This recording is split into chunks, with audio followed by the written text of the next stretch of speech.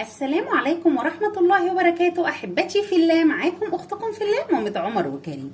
احنا النهاردة هنعمل مع بعض طريقة عمل جل الملابس بطريقة تانية ومختلفة تماما تماما تماما، وهتشوفوا حاجة كده عظمة، حاجة جميلة جدا جدا جدا، وريحتها تحفة جدا جدا جدا، ومش مكلف خالص، بل بالعكس دي حاجة موفرة ليكي وحاجة فعلا تستحق التجربة.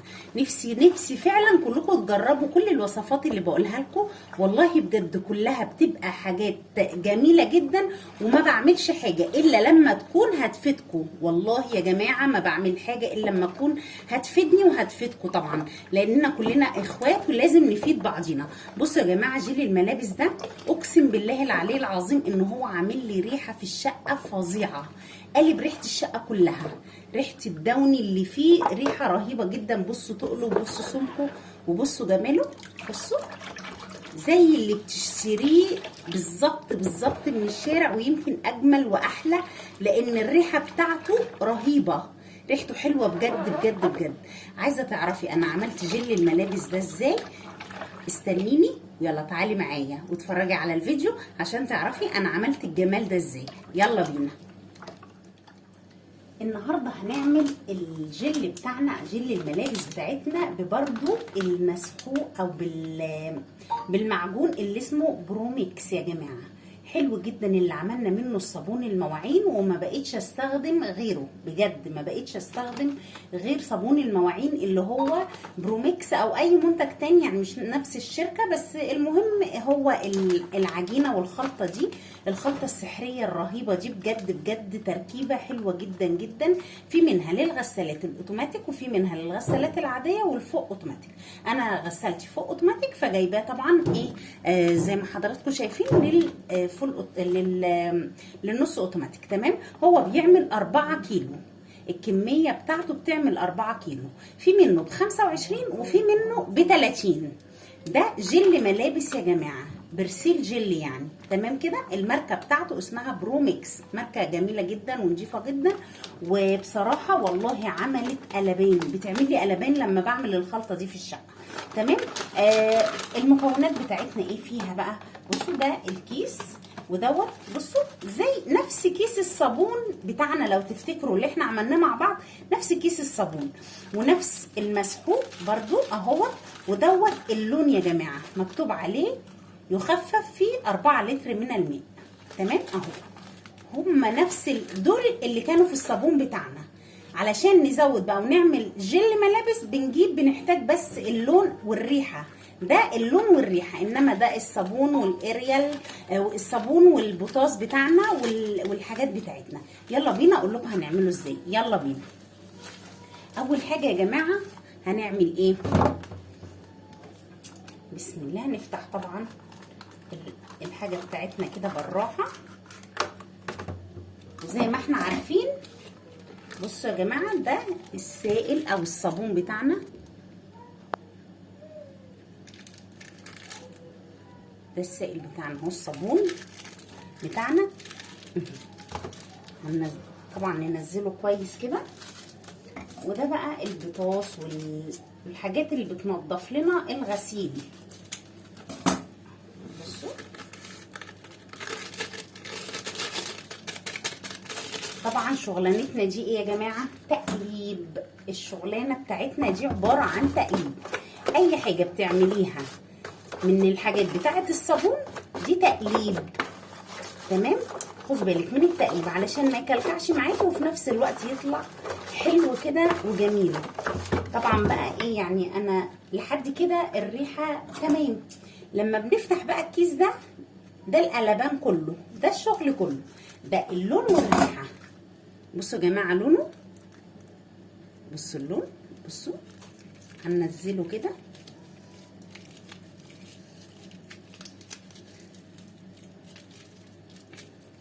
طبعا ننزله طبعا ننزل كده بقى الخلطه بتاعتنا كلها على بعض، ونقلب تقليبه محترمه كده زي ما اتفقنا. اهم حاجه في شغل الصابون اللي بنعمله في البيت او الدوني او اي حاجه في البيت التقليب. تمام كده قلبناه كويس. نحضر بقى 4 لتر من الميه. طبعا مش هننزل بالميه كلها مره واحده، هنحط لتر. تمام كده. انا معايا ازازه 2 لتر هملاها مرتين. هحط بقى، هنزل بيها بالراحه خالص خالص كده، بسم الله، واقلب. طول ما انا بنزل بالميه اقلب، شغلانتك التقليب.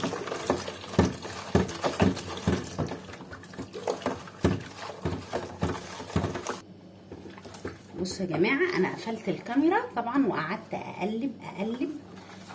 حطيت 2 لتر من الميه وقعدت اقلب طبعا، ومصمصت او غسلت الاكياس اللي كان فيها الصابون وحطيتهم طبعا من ضمن ال2 لتر يا جماعه. عشان ايه؟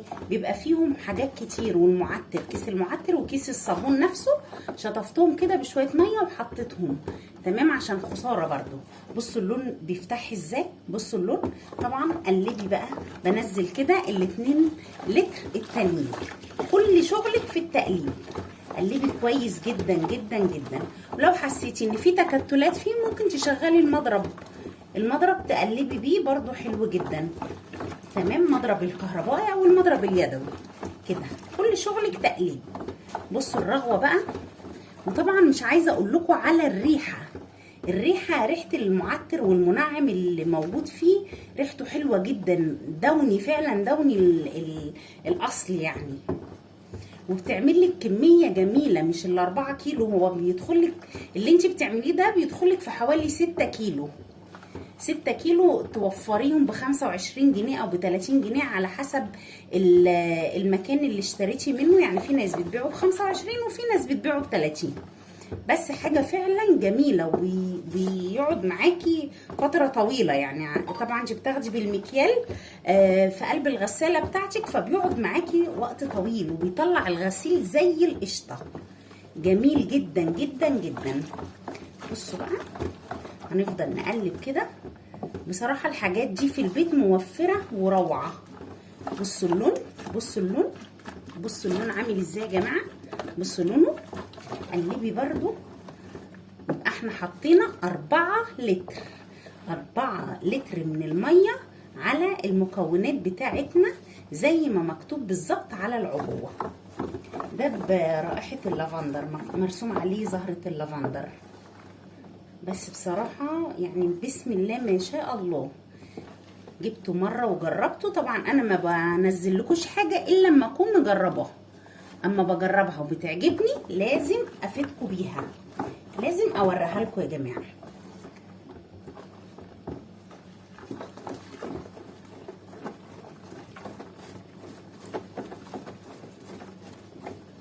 كده خلاص نزلت ال4 لتر من الميه بتوعي، وانا شغاله تقليب بقى كده. بسيبهم زي الصابون، زي ما عملنا في الصابون، ساعتين. مش بستخدمه على طول، يعني انا بسيبه ساعتين كده يتفاعل كده مع بعضه ويتقل شويه كده. طبعا التقليب ده بيتقله. بصوا الروعه يا جماعه، روعه. واللون والريحه انا مش عايزه اقول لكم بصراحه عامل ازاي. وهوريه لكم، هملا لكم الجيركن بتاعي اللي هو بيشيل 6 كيلو من البرسيل الجل. هيشيلهم معايا وهيبقى كمان منه حبه. بصوا جميل جميل جميل. يا ريت فعلا تجربوه يا جماعه. حاجه فعلا جميله جدا جدا جدا وموفره. وفي منه للغسالات الاوتوماتيك برضو، هيعجبكم جدا جدا. بصوا بصوا يا جماعه، بصوا بجد حلو جدا جدا جدا. يعني انت عملتي 4 لتر من الميه بيكفي معاكي 6 لتر. والله بملاه في الجيركن ال6 لتر بيتملي بسم الله ما شاء الله. هنسيبه بقى ساعتين، ولو حابه تستخدميه استخدميه. يا رب اكون فدتكم النهارده وتكونوا اتبسطتوا معايا بالريفيو او المنتج اللي انا جبته لكم، ويا رب تكونوا استفدتوا منه. اسيبكم في رعايه الله. يا رب يكون فيديو النهارده عجبكم. ما تنسوش لو عجبكم الفيديو تعملوا لايك وتعملوا اشتراك للقناه. ما تنسوش تفعلوا الجرس علشان يوصل لكم كل جديد. والسلام عليكم ورحمه الله تعالى وبركاته.